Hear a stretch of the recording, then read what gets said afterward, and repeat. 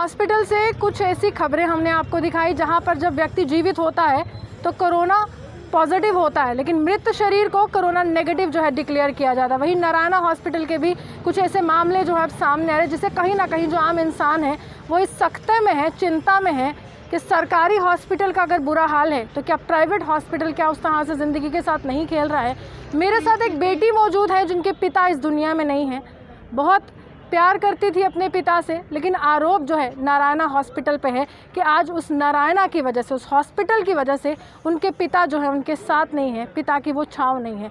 मेरे साथ ये मौजूद है, इनसे जानने की कोशिश करेंगे मैम क्या हुआ। तो अभी जो है आपके फादर आपके साथ नहीं है, ये एक बहुत ही हर्टफुल फीलिंग होती है, लेकिन एक्चुअल में क्या हुआ था उनके साथ? मैम पिछले 10 महीनों से मेरे फादर का ट्रीटमेंट चल रहा था नारायणा हॉस्पिटल से ही। उनका डायलिसिस था, वो शुगर पेशेंट थे जिसकी वजह से उनकी किडनीज में प्रॉब्लम आ गई थी और अब वो उनका डायलिसिस चल रहा था पिछले 10 महीनों से लगातार। हफ्ते में 2 बार ही हम लोग डायलिसिस करवाने नारायणा जाते थे। पिछले सितंबर 9 तारीख को हम लोग डायलिसिस करा के एज रूटीन घर पहुँचे। जैसे ही घर पहुँचे उनको अपनी लेग्स में वीकनेस फील हुई, जिसके बाद मैंने डॉक्टर को कांटेक्ट किया क्योंकि नेचुरल सी बात थी, डायलिसिस पेशेंट थे तो खुद से कुछ ट्रीटमेंट देना ठीक नहीं था उनको। डॉक्टर को कॉल किया, उन्होंने हमें कहा कि आप इन्हें जीएमसी ले जाइए, जिसके लिए मैंने उनको रिफ्यूज़ कर दिया। मैंने कहा मैं जीएमसी नहीं लेके जाऊँगी उनको, क्योंकि जीएमसी के हालात वैसे ही ख़राब हैं। डायलिसिस पेशेंट है, बहुत जल्दी हो सकता है कुछ इन्फेक्शन, क्योंकि इम्यून सिस्टम वीक है उनका, बहुत जल्दी इन्फेक्शन पकड़ लेंगे। 9 तारीख को उन्होंने हमें फिर कहा कि आप उनको वापस ले आइए। 9 तारीख को उन्होंने एडमिट किया। एडमिशन के दौरान उनके सारे टेस्ट हुए, जिसमें उनका एक ये टेस्ट हुआ है, सेम नारायणा से ही हुआ है, जिसमें उनको कोविड नेगेटिव डिक्लेयर किया बाय द हॉस्पिटल अथॉरिटी। ये आप देख सकते हैं, ये नारायणा का ही ये टेस्ट रिपोर्ट है, ये मैं कहीं और से नहीं लेके आई हूँ। देखिए यहाँ पर लिखा गया है कि कोविड-19 जो है beta C042 screening not detected, यानी कि कोविड-19 जो है फ़िलहाल जो है डिटेक्ट नहीं हुआ था। Then what happened after उसके बाद हमने उनको एडमिट करवाया। 13 तारीख को हमें कॉल आती है हमारे डॉक्टर्स की कि आप उनको डिस्चार्ज करवा लीजिए, ही इज़ क्वाइट फाइन, कोई ज़रूरत नहीं है अब उनको हॉस्पिटल में रखने की। एंड हमें भी लगा कि ठीक है, क्योंकि हॉस्पिटल इस time they are the most prone things जहाँ पर कि उनको इन्फेक्शन का खतरा है। और जो टाइम ऑफ डिस्चार्ज पे जो उन्होंने मेडिकेशन दी थी वो ये थी, जिसमें उनको सिंपल लिम्सी की टैबलेट्स, इवियन की टैबलेट्स, डोलो अगर बुखार हुआ तो, आराचिटॉल नैनो यानी कि D3 एंड बीटाडीन के गार्गल्स आफ्टर एवरी 6 आवर्स जो उनको सजेस्ट किए गए थे। प्रिस्क्रिप्शन थी पूरी जी, ये are the advice at the time of discharge. Okay, ये मेडिकेशन आपको घर में लेनी थी जी, और उनको लिखा गया था कि आप मिनिमम 7 डेज़ का क्वारंटीन रखिए। That was it. जिसके अलावा और कुछ भी नहीं उनको दिया गया था कि जैसे मतलब थ्रोम्बोसिस के लिए कोई मेडिसिन हो गई, ब्लड थिनिंग हो गई, वैसा कुछ भी नहीं दिया गया था। ये आप साफ इसमें देख सकते हैं, जनरल मेडिकेशन जो इस टाइम पे नॉर्मली सबको हम लोग बोलते हैं। 16 को उनको दोबारा से थोड़ी सी प्रॉब्लम फील होने लगी, उनको लोअर लिम्स में वैसे ही वो वीकनेस फील हुई। हम दोबारा, क्योंकि हम लोग 13 तारीख से लेकर 16 तारीख तक हम कटरा में ही रह रहे थे, विद दिस फैक्ट कि अगर कुछ प्रॉब्लम हो तो हम जल्दी से जल्दी पेशेंट को हॉस्पिटल पहुंचा सके। 16 को मैं उनको दोबारा हॉस्पिटल लेके गई। पहले तो हॉस्पिटल वालों ने लेने से मना कर दिया, उन्होंने बोला हमारे पास बेड नहीं है। नारायणा में? जी हाँ, नारायणा में हमारे पास बेड नहीं है। उसके बाद थोड़ा बहुत किसी को फ़ोन वोन करवा के, तो उसके बाद हमने उनको कहा कि जब पेशेंट आपका पिछले 10 महीनों से आपके पास है, 13 तारीख को आप उसको डिस्चार्ज कर रहे हो, तो अब आप हमें ये कह रहे हो कि आपके पास बेड नहीं है, हाउ कम। फिर उसके बाद उन्होंने उनको लिया। 16 तारीख को 1:30 बजे के करीब उनकी एडमिशन हुई। उसके बाद मेरी उनसे बात हुई, 2:30 बजे बात हुई और 4 बजे बात हुई उनसे। मैंने अपने फादर को पूछा कि वो कैसे हैं, उन्होंने बोला मैं ठीक हूँ। नॉर्मल कन्वर्सेशन थी कि I am all right, don't worry about it, I am all right, don't worry, I am fine. बस कुछ खाने को नहीं दिया उन्होंने। एंड यही उनकी कंप्लेंट रही थी 9 तारीख से 13 तारीख के बीच में भी।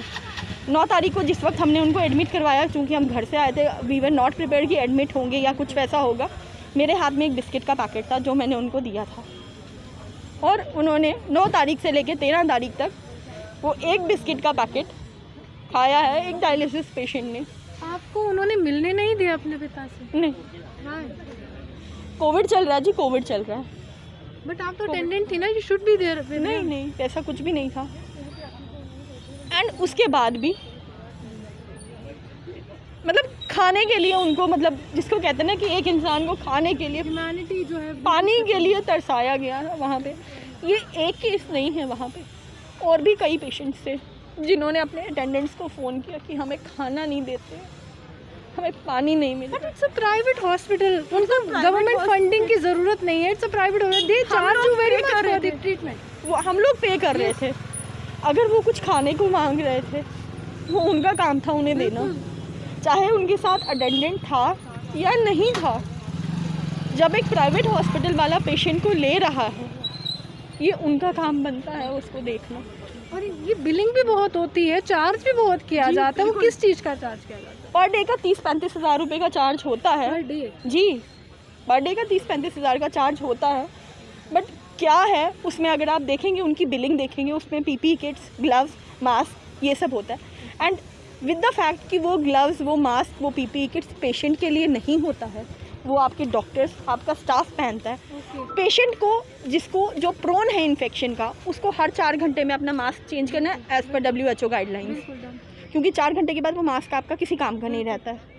पेशेंट को इन्होंने मास्क प्रोवाइड नहीं किया। 9 तारीख रात को जब उनको मैं लेके गई थी, जो मास्क उन्होंने पहना था वो 10 तारीख मॉर्निंग तक वही था। 10 तारीख मॉर्निंग को मैंने एक डब्बा मास्क का बाहर से लेकर उनको भेजा था अंदर।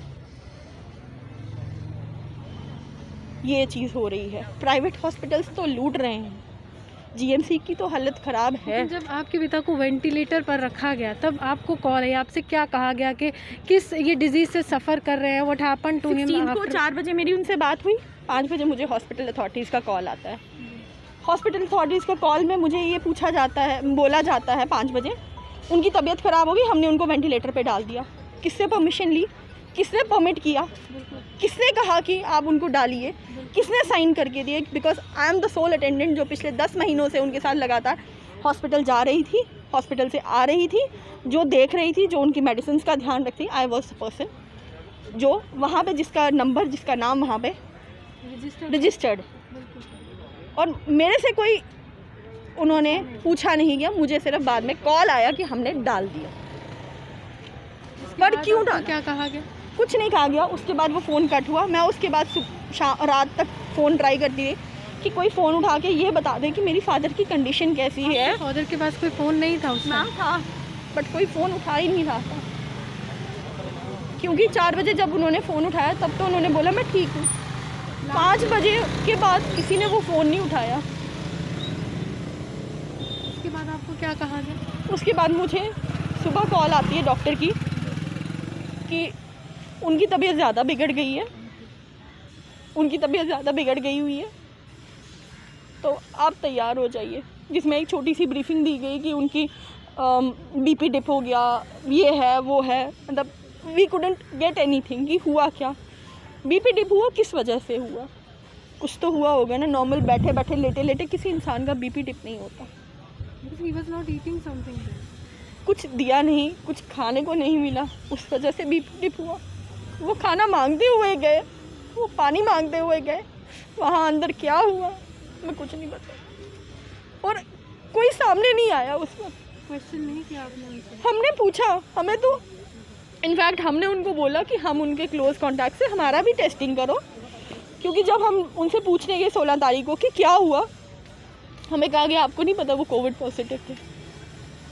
अगर आप लोग 10 तारीख को उनको कोविड नेगेटिव बता रहे हो, अचानक से वेंटिलेटर पे डालते ही वो पॉजिटिव हो गया। उसके बाद जब आपने अपने पिता को वहाँ पर एडमिट करवाया, कोई टेस्ट उनका किया गया था कोविड का आपके सामने? वही 9 तारीख का ही जो टेस्ट था, वही लास्ट था। उसके बाद कोई नहीं हमारे सामने। उन्होंने अंदर से तो हमें बिल में लिख के भेजा हुआ है कि इन्होंने कोविड का किया हुआ है, फेरेटिन किया हुआ है, डी डाइमर किया है, HRCT किया है। ये 9 तारीख को तो सारे टेस्ट हुए, बट इनकी तो कोई हमारे साथ रिपोर्ट शेयर नहीं हुई। अगर वो इतने ज़्यादा कॉम्प्लिकेटेड पेशेंट थे, वो कोविड ही थे, हम उन्हीं की बात अगर मान लें, तो 13 तारीख को डिस्चार्ज करने का मतलब क्या था? क्या बेड खाली करवाना था किसी VVIP के लिए? क्या किसी और इम्पोर्टेंट इंसान के लिए बेड खाली करवाना था, जिसकी वजह से मेरे फादर की बलि दी गई? अगर वो पॉजिटिव थे तो कुछ ना कुछ साइन तो उस CT स्कैन में आया ही होगा। कॉज ऑफ डेथ कोविड लिख दिया गया है मैम। कॉज ऑफ डेथ तो कोविड ही उन्होंने बोला ना हमें, वो तो वही रहा। लेकिन आप मुझे ये बताइए कि अगर 9 तारीख को जो उन्होंने ये सारे टेस्ट, 9 को 10 को ये सब टेस्ट हुए हैं, ये आप डेट्स भी बिल्कुल देख सकते हैं, 9 को 10 को, ये उन्हीं की फाइनल बिल है जी, ठीक है जी। अगर इस सब में उनके पास कुछ भी आ रहा था, CT स्कैन में कुछ भी था, तो 13 तारीख को उनको डिस्चार्ज नहीं कराना चाहिए था, और हमने डिस्चार्ज खुद नहीं करवाया। हमें डॉक्टर का कॉल आया कि आपके पेशेंट ठीक है, आप उनको डिस्चार्ज करा लीजिए। फिर उस टाइम हर इंसान सोचता है कि इस टाइम हॉस्पिटल वैसे ही एक वनरेबल जगह है, जितनी जल्दी पेशेंट सेफली बाहर आ जाए उतना अच्छा है। विद द सेम थॉट हमने भी वही किया। नारायणा में जो VVIPs हैं, डॉक्टर्स उनके लिए गाने गाते हैं, बिल्कुल, लेकिन आम इंसान जो टैक्स पेयर है, I would call them tax payer, उनके साथ ऐसा होता है कहीं ना मेरे कहीं। फादर गवर्नमेंट एम्प्लॉई थे, लाइफ लॉन्ग उन्होंने प्रॉपर अपना टैक्स भरा था, एक टैक्स पेयर थे, एक लॉयल इंसान, ठीक है। उनके साथ ऐसा कुछ हुआ जिसके लिए मतलब मुझे समझ नहीं आ रहा है मैं किसको ब्लेम करूं। मैं खुद को ब्लेम करूं कि मैं नारायणा गई, मैं खुद को ब्लेम करूं कि मैंने 10 महीने ऐसे हॉस्पिटल पे अपना ट्रस्ट दिखाया जिनके लिए VVIPs के लिए गाना गाना और हर 2 घंटे में उनको देखना, उनसे बात करना, उनके लिए सब कुछ करना, अपनी TRP रेटिंग बढ़ानी, वो ज़रूरी है। लेकिन एक आम आदमी अगर खाना खाने के लिए वहाँ पर है, वो खाना मांग रहा है, एक पेशेंट, एक डायलिसिस पेशेंट जिसकी रोज़ की हाई प्रोटीन रिक्वायरमेंट होती है, उसको तो आप दाल फुल्का नहीं दे पा रहे हो, जबकि आप चार्ज कर रहे हो उसके लिए, you are not giving him that very basic thing. चलिए, साफ तौर पर ये एक बेटी की आवाज़ है, और आवाज़ इस प्रकार है कि आखिरकार अगर आप चार्ज कर रहे हो, अगर आप पैसे ले रहे हो किसी चीज़ के, आप प्राइवेट हॉस्पिटल हो, तो आप उस तरह की सुविधाएं क्यों नहीं देते हैं। बेटी के आंसू निकले हैं सिर्फ इसीलिए कि हमें पहले क्यों नहीं बताया गया कि उनके जो पिता हैं वो कोविड पॉजिटिव है, क्योंकि जो रिपोर्ट नारायणा हॉस्पिटल में दी है उसमें स्पष्ट रूप से ये लिखा गया है कि ये कोविड नेगेटिव है। लेकिन अचानक ऐसा क्या होता है कि वो कोविड पॉजिटिव हो जाते हैं, कॉज ऑफ डेथ कोविड हो जाता है। बहुत से सवाल एक बेटी के जहन में हैं, और जवाब जो है नारायणा हॉस्पिटल ही दे सकता है। इसी के साथ वीडियो जर्नलिस्ट पारस के साथ मैं रूहानी आपसे बता लेती हूँ। नमस्कार।